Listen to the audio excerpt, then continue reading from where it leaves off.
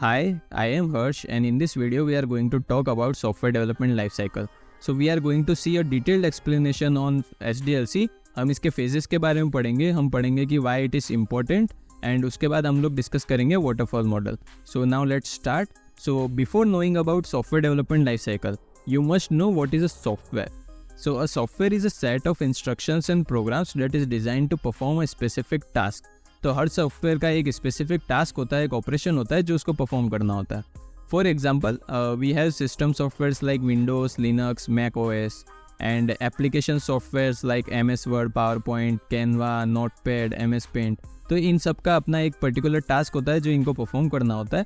Same way we have multiple softwares that we download from internet and we run it on our local machine. So there are games, web browsers like Chrome, Microsoft Edge, and video editing softwares and audio editing software.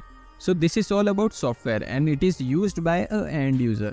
तो हमने अभी तक तो end user के बारे में सोच लिया, but the software development life cycle is used by the professionals that are working in a company and they are designing a software. तो जो लोग सॉफ्टवेयर क्रिएट करते हैं वो सॉफ्टवेयर डेवलपमेंट लाइफ साइकिल को फॉलो करते हैं to create a software that meets the user requirements. So SDLC is the short form of software development life cycle and it is a process that is used by the software industry professionals and companies to design, develop and test high quality software. तो अगर आपको एक high quality software बनाना है जो कि user की requirements के साथ मैच कर रहा है और ओवरऑल जो उसकी क्वालिटी है वो बेहतर है, तो हम एक प्रोसीजर फॉलो करते हैं that is software development life cycle. And it is a structured approach that helps create high quality softwares efficiently. And by following the SDLC, software development becomes more manageable and predictable, ensuring that the final product is of high quality and meets user expectations. तो कोई भी company जब कोई software बना रही होती है तो उनका मेन गोल ये होता है कि ये यूज़र की एक्सपेक्टेशंस पे खड़ा उतरे और जो उनको क्लाइंट ने बताया है कि उनको सॉफ्टवेयर में ये रिक्वायरमेंट है वो रिक्वायरमेंट सारी पूरी होनी चाहिए. So let's discuss an example to understand this in a simple way. So think of creating a software like building a house. You wouldn't start by just grabbing bricks and cement. तो आप अगर कोई घर बना रहे हैं, आप अगर कंस्ट्रक्शन वर्कर हैं मान लो, तो आप डायरेक्टली ब्रिक्स उठा के और सीमेंट लेके आप डायरेक्टली दीवार बनाना चालू नहीं करोगे. आप पहले एक डिज़ाइन तैयार करोगे, आप पहले जो आपका क्लाइंट है उसकी सारी रिक्वायरमेंट्स लोगे जो घर बनाना चाहता है. तो आप उससे पूछोगे कि प्लॉट की साइज़ क्या है आपको कितना बड़ा घर चाहिए, आपको कितने मंजिल का घर बनाना है. उसके बाद एक आप डिज़ाइन तैयार करोगे, उसके बाद आप डेवलपमेंट चालू करोगे घर का और आप एक एस्टिमेटेड टाइम लेके चलोगे कि हम इतने टाइम और इतने बजट में घर बनाना पूरा कर देंगे. तो सेम वे SDLC में भी क्या होती है, स्टेप्स होती है और हम स्टेप बाय स्टेप जाते हैं to develop a software. So SDLC like a structured plan for software development. So there are different types of SDLC models and they are needed because software projects vary widely in terms of complexity, size, requirements and goals. So SDLC models both type के होते हैं. For example, classical waterfall model, incremental model, agile model, rapid application development model, spiral model और भी होते हैं. और इन सब का यूज़ क्या है वो अब अभी डिस्कस करेंगे and why multiple models are required. Because her project की जो कॉम्प्लेक्सिटी होती है, साइज़ होती है, रिक्वायरमेंट्स होती है या गोल होते हैं, ये डिफरेंट होते हैं. तो हम डिसाइड करते हैं कि हमको कौन सा मॉडल चूज़ करके और उस मॉडल की स्टेप्स के थ्रू हमको आगे बढ़ना है. So each SDLC model offers unique advantages and is suited to particular types of projects और ऑर्गेनाइजेशनल नीड्स. तो हम जब आगे पर्टिकुलर मॉडल को डिस्कस करेंगे, फॉर एग्जाम्पल वाटरफॉल मॉडल, तो हम उसके बारे में ये भी डिस्कस करेंगे कि कब हमको वाटरफॉल मॉडल यूज़ करना है, कब हमको एजाइल मॉडल यूज़ करना है. तो ये सब चीज़ें भी हम आगे देखेंगे. So this are the phases and steps of SDLC. तो अभी हम एक ओवरव्यू देख लेते हैं, उसके बाद हम अभी डिटेल में डिस्कस करेंगे. So the first step is planning and requirements. Then we define the requirements and then we design our software. और डिज़ाइन एक बार कंप्लीट हो जाने के बाद हम फिर कोडिंग करते हैं जिसमें हमारा एक्चुअल डेवलपमेंट होता है, हम डेवलपर कर रहे होते हैं सॉफ्टवेयर को. उसके बाद हम उस सॉफ्टवेयर को टेस्ट करते हैं कि इसमें कोई बग्स नहीं है और वो बग्स हम फिक्स करते हैं. उसके बाद इसको हम डिप्लॉय कर देते हैं और लास्ट में जो मेंटेनेंस होता है वो हम इसको एक एग्जांपल के थ्रू समझते हैं. फॉर एग्जांपल कोई ऐप आपने ऐप स्टोर पर डाली और उसको यूज़र यूज़ कर रहा है, तो it is in the production environment. So अब उस ऐप में आप रेगुलर अपडेट्स देते हो, आप सिक्योरिटी फीचर्स को अपडेट करते हो, तो ये सब चीज़ें मेंटेनेंस में आती है. सो अब हम इसको डिटेल में डिस्कस करते हैं. So the first one is planning and requirement gathering. So this are all the phases and steps of SDLC। तो आपको अगर एग्ज़ाम आप दे रहे हो या इंटरव्यू दे रहे हो तो आपको इनको डिटेल में एक्सप्लेन करना है, जिसके थ्रू क्या होगा कि आपके एक तो कंपनी में चांसेस बढ़ जाएंगे सिलेक्ट होने के, और अगर आप एग्ज़ाम दे रहे हो तो आपके चांसेस हैं कि आपको इसमें 10 में से 10 मार्क्स मिल जाए, या जितने भी मार्क्स का आपको क्वेश्चन पूछा जा रहा है एग्जाम में या फिर वाइवा में भी आपको पूछा जा रहा है, तो आपको एक डिटेल एक्सप्लेनेशन देना है। सो the first one is planning and requirement gathering. So in this stage, so this is the first stage and here we take the inputs and requirements from the customer. अब customer जो है वो end user नहीं है, here the customer is the client और we can say stakeholder, जो कि एक कंपनी के पास आया है कि मेरी ये रिक्वायरमेंट्स है और मेरे को ये आप जो सॉफ्टवेयर है वो तैयार करके दो। तो here we define the project scope कि प्रोजेक्ट कितना बड़ा होना चाहिए और क्या क्या चीज़ें होनी चाहिए, and we create a plan. So here we conduct a feasibility study. Now what is a feasibility study? It is a decision point. It aims to identify potential challenges, risk associated with the project before significant resources are invested in development. And by analyzing various aspects, the study helps stakeholders make informed decisions about whether to proceed with the project or not. So basically feasibility study का मतलब यही है कि that we decide that the project can be made or not. तो हम पैसा लगाने से पहले सॉफ्टवेयर पे हम मेन पावर लगाने से पहले ये डिसाइड करते हैं कि ये जो प्रोजेक्ट क्लाइंट बोल रहा है हमको बनाने के लिए वो बन भी सकता है कि नहीं। तो इसमें हम सारी चीज़ें देखते हैं कि उसकी रिक्वायरमेंट्स क्या क्या है, उसका प्लान क्या है, और उस हिसाब से हम डिसाइड करते हैं कि ये बन सकता है कि नहीं। So that is what the feasibility study.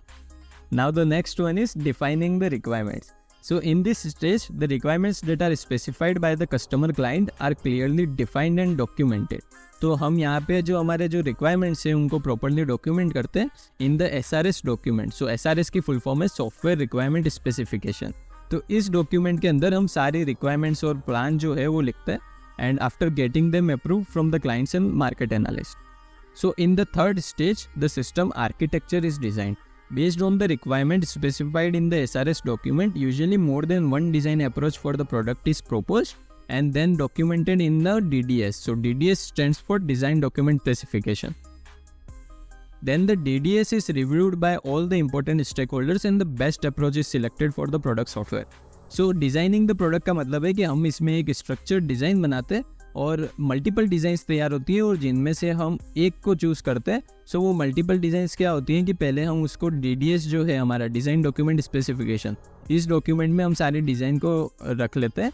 उसके बाद जो DDS है वो जो हमारे इंपॉर्टेंट स्टेक होल्डर्स हैं और मार्केट एनालिस्ट है उनके पास जाता है और वो डिसाइड करते हैं कि कौन सा बेस्ट अप्रोच होगा हमारे सॉफ्टवेयर के लिए, और उसके बाद उस डिज़ाइन को हम सिलेक्ट कर लेते हैं।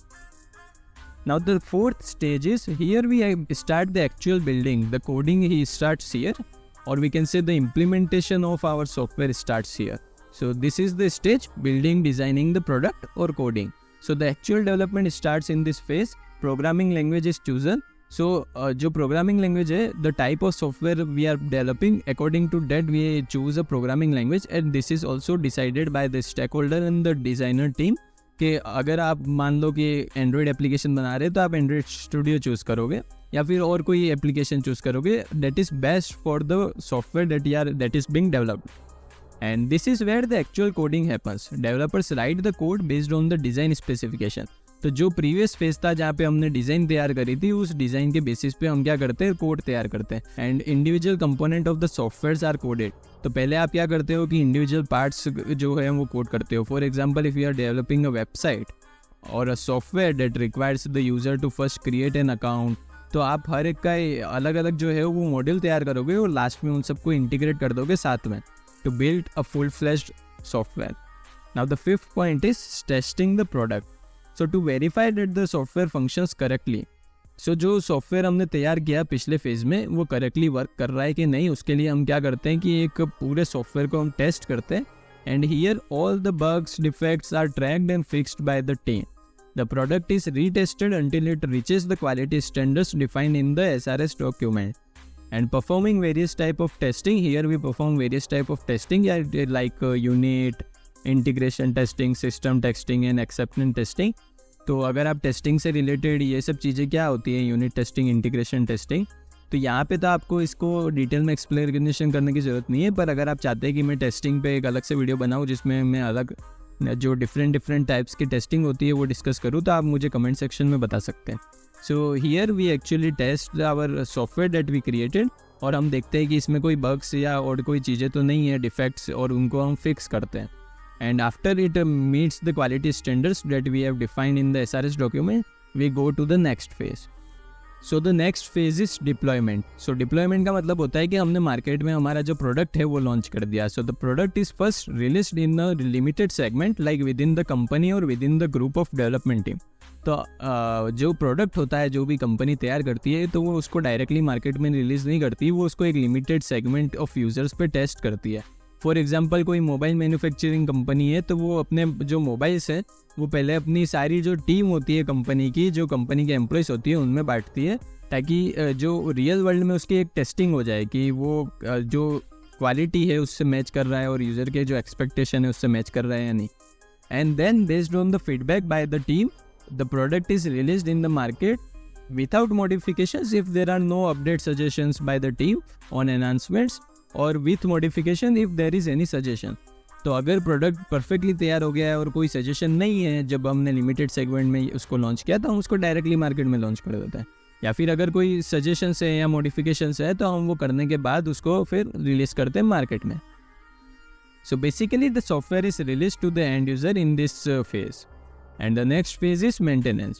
So after the product is in the production market and in the real world, we have to provide updates, security features, and we have to fix bugs after the product is released. तो ऐसा हो सकता है कि कुछ bugs आपको जो product release हो गया उसके बाद आपको पता चले, या फिर कुछ प्रॉब्लम आ रही है. फॉर एग्जांपल लार्ज ट्रैफिक को वो हैंडल नहीं कर पा रहा, या फिर कुछ सिक्योरिटी फीचर्स हैं, या फिर कुछ अपडेट्स है, तो वो आप अपडेट के थ्रू आप क्या कर सकते हो, आपके सॉफ्टवेयर को मेंटेन कर सकते हो once it is released in the market. तो ये जो वो चीज़ होती है, ये जब आपका प्रोडक्ट मार्केट में रिलीज़ हो जाता है तब हम देखते हैं. So this is all the phases of the SDLC. तो हम शॉर्ट में एक बार इसको वापस डिस्कस कर देते हैं. फर्स्ट में हम क्या करते हैं, जो रिक्वायरमेंट्स है वो गैदर करते हैं जो हमारा क्लाइंट है उससे, और उसके बाद हम उसका एक प्लान बनाते हैं कि हमको क्या क्या करना है, और एक फिजिबिलिटी स्टडी कंडक्ट करते हैं that decides that the project can be made or not. और उसके बाद हम क्या करते हैं, इनको डिफाइन कर देते हैं एक डॉक्यूमेंट के अंदर, that is SRS document, software requirement specification. And उसके बाद हम उसका एक डिज़ाइन तैयार करते हैं, और मल्टीपल डिज़ाइन तैयार होते हैं जिनको हम DDS फोल्डर में डालते हैं, और उसके बाद वो रिव्यू करते हैं स्टेक होल्डर्स और क्लाइंट्स, और उसके बाद वो डिसाइड करते हैं कि which is the best design for our software. और उस डिज़ाइन के बेसिस पे हम फिर स्टार्ट करते हैं हमारे प्रोडक्ट को बनाना. हम यहाँ पे हम एक प्रोग्रामिंग लैंग्वेज चूज़ करते हैं, और उसके बेसिस पे हम कोडिंग स्टार्ट करते हैं, और उसके बाद इंडिविजुअल कंपोनेंट्स को हम कोड करके साथ में इंटीग्रेट कर देते हैं to build a full software. And इसके बाद हमारा जो सॉफ्टवेयर है वो तैयार हो जाता है, जिसको हम फिर टेस्ट करते हैं कि देखते हैं कि कोई बग या फिर कोई डिफेक्ट्स तो नहीं है हमारे प्रोडक्ट में, और उसके बाद हम इसको मार्केट में डिप्लॉय कर देते हैं. पहले एक लिमिटेड सेगमेंट में करते हैं, और उसके बाद अगर कोई सजेशंस है तो उन सजेशंस पे काम करके हम उसको फिर फुल्ली मार्केट में अपलोड कर देते हैं. And the last point is maintenance. So इस फेज़ में क्या होता है कि हम जब प्रोडक्ट मार्केट में है तो उसके बाद उसको अपडेट्स प्रोवाइड करना, कोई बग्स है तो उसको फिक्स करना, और सिक्योरिटी फीचर्स को और एनहांस करना. बिकॉज मार्केट में नए वायरस आते रहते हैं, कुछ नए तरह का अनऑथराइज्ड एक्सेस लोग क्या तरीके निकाल देते हैं कि कैसे अनऑथराइज्ड एक्सेस करें. तो उस चीज़ को मेंटेन करने के लिए हम क्या करते हैं, एनहांस सिक्योरिटी फीचर्स और ये सब चीज़ें प्रोवाइड करते हैं. So this are all the phases of SDLC. So software development life cycle में यही होता है कि हम ये सब चीज़ें फॉलो करने के बाद हमारा प्रोडक्ट तैयार करते हैं. And here are the types of SDLC models. Of the first one is classical waterfall model. So ये जो है ये सारी स्टेप्स है क्लासिकल वाटरफॉल मॉडल की. तो अगर आप एग्ज़ाम दे रहे हैं तो आपको ये डायग्राम जो है आप बनाओगे तो आपके चांसेस है कि आपको अच्छे मार्क्स मिले उस क्वेश्चन में. So what is a waterfall model? So waterfall model is one of the earliest and traditional model in software development. It follows a linear or a sequential approach. So linear का मतलब है एक के बाद एक के बाद एक. And in this model, each phase must be completed before the next phase begins. तो जब आप फर्स्ट स्टेज पे हो, फॉर एग्जांपल रिक्वायरमेंट्स, तो जब तक आपकी रिक्वायरमेंट्स स्टेज पूरी नहीं होती तब तक आप नेक्स्ट फेज़ में नहीं जा सकते. सेम वे अगर डिज़ाइन जब तक आपकी पूरी नहीं होती आप डेवलपमेंट फेज़ में नहीं जा सकते. So this is the waterfall model. और हमको कब यूज़ करना चाहिए waterfall model? When the requirements are well known. तो जब हमारे रिक्वायरमेंट्स जो हैं वो अच्छे से हमको पता है और हमको ये है कि आगे जाके रिक्वायरमेंट्स चेंज नहीं होंगे, तब हम वाटरफॉल मॉडल को यूज़ करते हैं. And when minimum changes are expected, तो जब बहुत कम changes, minimal changes are expected, तब हम वाटरफॉल मॉडल को यूज़ करते हैं.